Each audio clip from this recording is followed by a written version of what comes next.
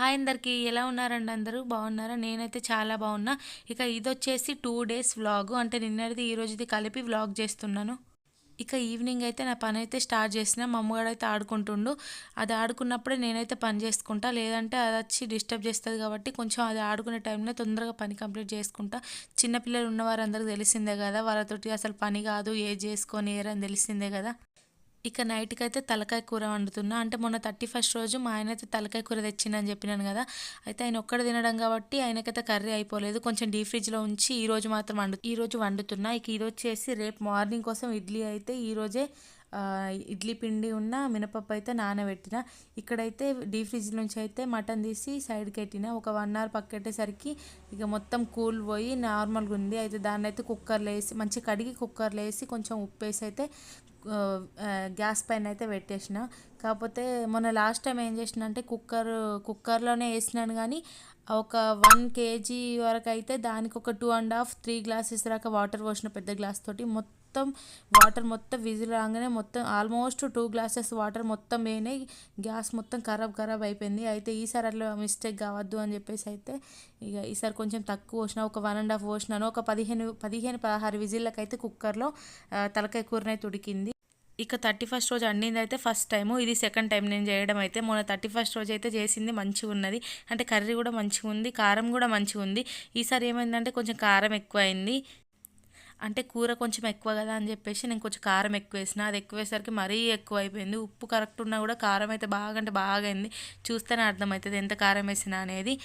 ఇక దీనికోసం అయితే గంజిలో కొంచెం ఆయిల్ వేసుకొని యాలకులు, లవంగాలు, కొంచెం ఉల్లిగడ్డ, పచ్చిమిర్చి అయితే ఫ్రై చేసుకోవాలి. అవి ఫ్రై అయిన తర్వాత ఎల్లిపాయ, అల్లం వేసుకొని మంచిగా ఫ్రై చేసుకొని ఈ ఉడికిన మటన్ అయితే ఉంటుంది కదా, తలకాయ కూర అయితే మంచిగా అందులో వేసుకొని కలుపుకున్న తర్వాత కాసేపు దానికి పోపు అనేది పట్టిన తర్వాత కారం వేసుకోవాలి. కారం అనేది ఆ ముక్కకు కొంచెం పట్టిన తర్వాత కొన్ని వాటర్ పోసుకొని మంచిగా ఉడికించుకోవాలి. మధ్యలో ఉప్పేసుడు చెప్పుడు మర్చిపోయినా, ఉప్పు కూడా వేసుకోవాలి, అందులో చూపెట్టలేదు.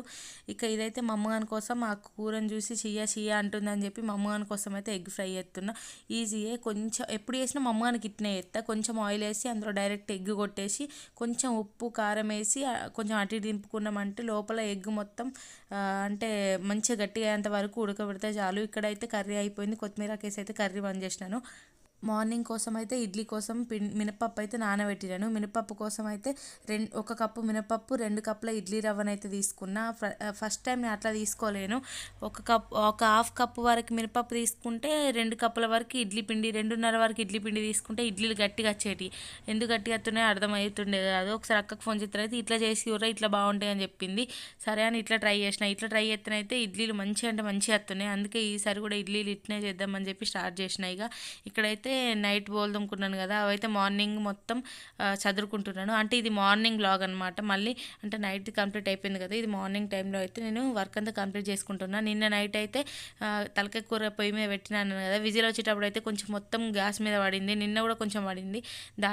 దానికోసమే గ్యాస్ అంతా మళ్ళీ కడుగుతున్నా. ఇప్పటికి 2 days గ్యాస్ కడిగినా, మళ్ళీ ఈరోజు గ్యాస్ కడుగుడు. గింతంతే మన గ్యాస్ మీద పడ్డా ఏదైనా ఇంకా నాన్ వెజ్ పడితేనైతే గ్యాస్ అయితే అసలు అంత స్మెల్ వచ్చినట్టు అయ్యి అంత మంచిగా అనిపించేది. అందుకే ప్రతిసారి గ్యాస్ క్లీన్ చేసుకుంటా, గ్యాస్ బండ కడుక్కుంటూనే ఉంటా, అదే పనిగా చేసుకుంటూ ఉంటా. ఎప్పుడు ఎన్నిసార్లు కడుతావు గ్యాస్ని, కడిగిన దాన్ని కడిగి మొత్తం అది మొత్తం సిలుం పట్టిపోయేటట్టుంది. ఎన్నిసార్లు కడుగుతావు, పైన దూడితే సరిపోదా అంటాడు మా ఆయన. కానీ పైన దూడిసినంత మాత్రాన పోదు కదా. ఇక్కడ మీరు కిటికీలను అయితే కవర్లు యూస్ చేయరా, ఏ వెజిటేబుల్స్ కవర్ తెచ్చినా సరే నేనైతే కవర్లు వారయ్యా ఎప్పుడైనా యూజ్ అవుతాయి అని చెప్పేసి అన్నీ ఆ కిటికీలో దొబ్బుతూ ఉంటాయి. ఇక్కడ వెజిటేబుల్స్ తేవడానికి సంచి అయినా ఏవైనా అన్నీ అక్కడే పెట్టి ఉంచుతా. ఇక్కడైతే ఇక నా బోల్ దొమ్ముకుంటున్నా. అంటే ఇంకా మా అమ్మగారు వారికి లేవలేదు. రోజు మధ్యాహ్నం అయితే 3-3:30 4కి పడుకుంటుంది. ఇక అది పడుకునేసరికి నైట్ 11:30 అవుతుంది, ఓ రోజు 12 అవుతుంది. మార్నింగ్ అయితే 9:30కి 10 అవుతుంది. ఒక్కొక్క రోజు వాళ్ళ డాడీ డ్యూటీకి పోయే టైంకి లేసి అయితే ఇక ఏడుతుంది, ఎత్తుకోమని, ఆయన దాని దగ్గరనే ఉండమని అని చెప్పి ఏడుతుంది అన్నట్టు. ఇక అది పొద్దున వర్క్ చేసుకోవడానికి అయితే ఏమి ఇబ్బంది ఉండదు, ఎందుకంటే అది లేవదు కాబట్టి. ఇంకా వాళ్ళ డాడీ ఉంటాడు కాబట్టి ఈజీగా పని అయితే చేసుకుంటా. ఇక ఏమైనా టిఫిన్ చేద్దాం అనుకుంటే చాలు మస్తు బౌల్ అవుతాయి. నైట్ పప్పు నానబెట్టి మిక్సీ పట్టిన ఇట్లకే మస్తు అంటే మస్తు బౌల్ అయినాయి. నాకు టిఫిన్ చేయాలంటేనైతే ఈ బౌల్ తోమడానికే భయం అవుతుంది, అన్ని బౌల్ అయితే మొత్తం. ఇక ఛాయ్ని అయితే పెడదామని పాలైతే వేడి చేస్తున్నా. అంటే ఈరోజు టిఫిన్ చేస్తున్నా కాబట్టి మార్నింగ్ మామూలుగా లేచేసరికి అయితే టిఫిన్ ఉంటుంది కాబట్టి ఇక దానికి లేచిన వెంటనే ఇక కొన్ని వాటర్ పట్టేసి టిఫిన్ అయితే తినిపిస్తా. ఆ తర్వాత పాలు అయితే చల్లారి పెట్టాలి కదా, పాలు చల్లారి పెట్టినాయి, ఆ పాలైతే దానికి తాగిపిస్తా. ఇక మా ఆయన అయితే ఇలా కొంచెం డ్యూటీకి జల్దీ పోతా అన్నాడు, అందుకే తొందర పనులు అయితే చేసుకుంటాను. అదేందో ఆయన లేట్ పోతా అన్నప్పుడేమో నా పనులు తొందర అయితే, ఆయన జల్దీ పోతా అన్నప్పుడేమో నా పనులు లేట్ అయితే. ఇక్కడైతే ఇడ్లీ కోసం అయితే అంటే టిఫిన్లోకి అయితే నేను చట్నీ ఎత్తున్నాను.